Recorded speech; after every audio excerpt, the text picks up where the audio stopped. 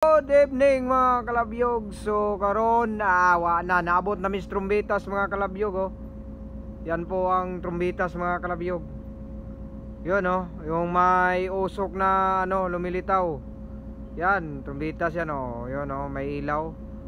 Yan po, sila. Nagbagsak ng angkla. Yun po ang mga Kuberta boys. Mga kalabyog. Yan po ang mga batos ni Sir Chipmate. Kisi-kisi na eh. Di naman tirada diya mga kalabyog. Di lang kayo na to i-zoom maayo kaya di maklaro. Layo na kayo ko doy.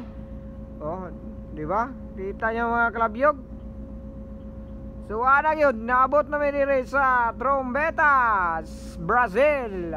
Di mga kalabyog ha. Yan, lasang yan mga kalabyog. Di lang makaw kay ngit-ngit na. Gabi na. Yun oh. Yun sila mga kalabyog oh. Bising-busy sa mga sa mga lubid. Yan po ang mga trabaho ng mga mga Kuberta boys. Pag maglaglag ng angkla oh. Full force talaga sila mga kalabyog oh. Hindi lang masyadong makita kasi hindi na blurred na pag i-zoom.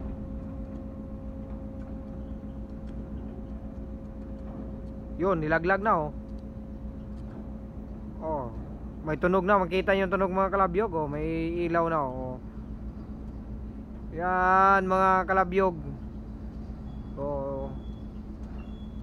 Ang layo kasi, ang taas kasi ng barko namin mga kalabyog. Hindi makita sila doon, ang liit-liit nila pag ganito. Pag i-zoom mo naman, ang blurred oh. Pero kita-kita nyo, nandyan naman sila oh. Gumagalaw yan sila mga kalabyog oh.